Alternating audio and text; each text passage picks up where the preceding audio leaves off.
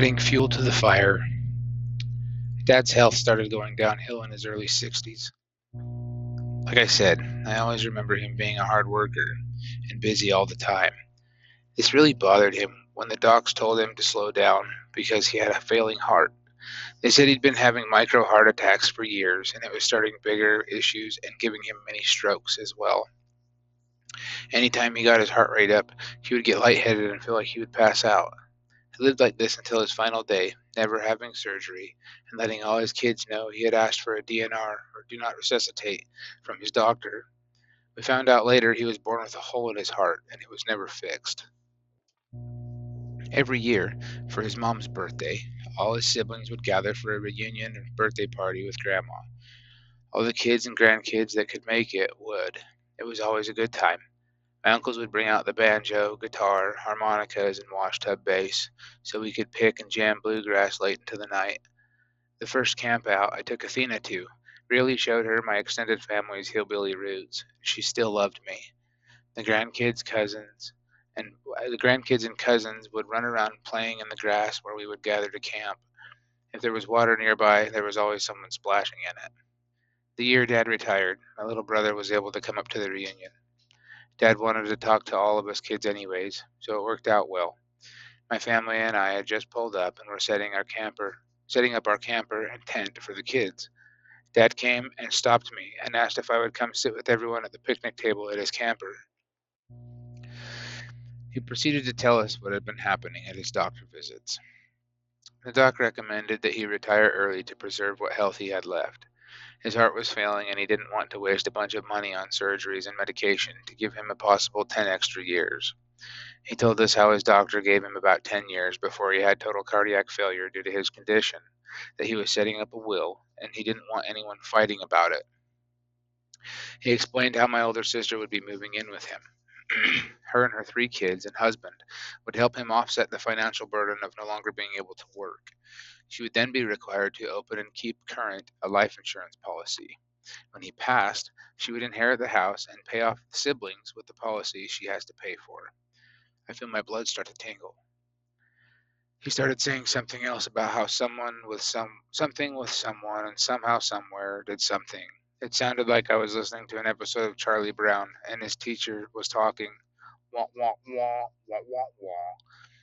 After reading this episode, I realized I disassociated that night for a long time. The wah wah I was hearing was not recognizable speech because I was not in my body. After talking to Athena about this night, I remember sitting in a different spot than she said I was, and seeing everything from that different angle.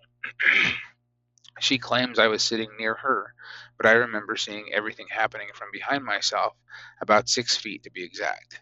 Enough so that I can picture the back of my little brother and his wife sitting in their camp chairs seated behind me. I don't remember much more that night. I drank a lot, really, really fast, on an empty stomach, angry and raging that my sister was getting the house I had worked so hard on for all these years. That demon had the wheel all weekend, and he drove this bus into wall after wall for years. I didn't care anymore. I didn't care what happened to that house. I didn't care that he was dying anymore. She was moving in to care for him. That was her problem now. My sister ended up defaulting on the deal my dad set up. I wasn't surprised when it happened. She and her husband had their issues and decided to divorce. She left Utah again and moved to New Mexico when her and Dad got into an argument over something. I didn't care to ask about what, but in doing so, she fortified the house. Yeller and I had to take over the life insurance payment if we wanted to have any sort of inheritance. It was only a 10-year term policy because Dad was sure the doctor was right and he would die within 10 years. It was only large enough to buy out the other siblings their share of the equity of his home. It wasn't much. I should probably tell you who Yeller is. My drinking started in high school. Like I said, we moved to another small town, and I got labeled a drug dealer on day one by the religious community we were a part of. Then, with Dad being a pedophile and that all coming to light shortly after, I did whatever I could to numb the pain of my environment around me.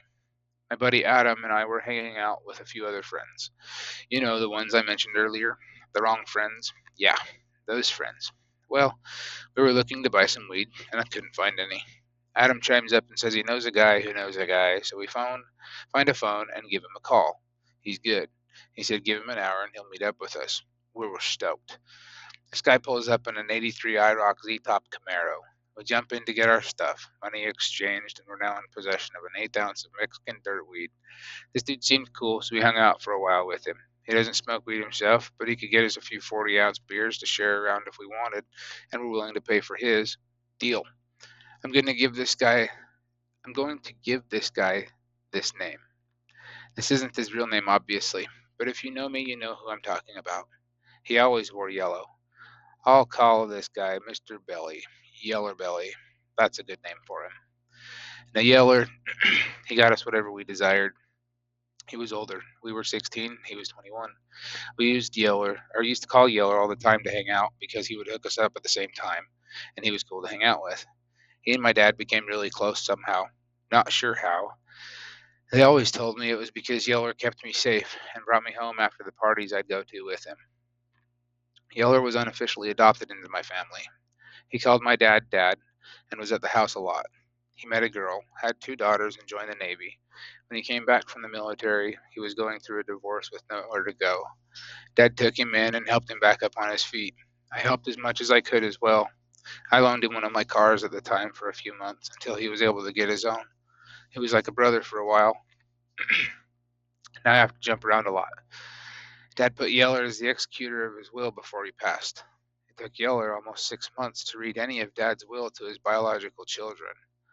For a while, we were pretty sure everything was given to Yeller, and he had the final decision on who gets what. In finding more out, Yeller's been given 20% of whatever Dad had. Everything is to be sold, all of his assets, and divided up between the children. 20 to Yeller, 50 to my older sister, which she feels has been given to her by the home Dad purchased for her just weeks before his passing, and the remaining 30% divided equally between myself and my younger sister and brother.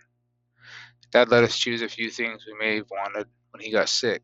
I have those things, but I keep hearing from my aunts and uncles that there was money hoarded up somewhere, but knowing Yeller, I'll never see it. I had to pay for my inheritance, and I swallowed that pill. However, as a kid, I was used to paying more than usual. After Dad and I moved, he was even more financially strapped. He did what he could to keep the lights on, food in the fridge, and a dry roof covering all of it. We didn't have much, and I was a growing boy. I was about to need clothes for the upcoming school year, and Dad gave me the budget he could afford to spend on clothes. If I wanted to spend any more on then I had to earn it. So I started working full time. I was 16 at the time, and it was not bad to have a job. I had to if I wanted anything that was brand new.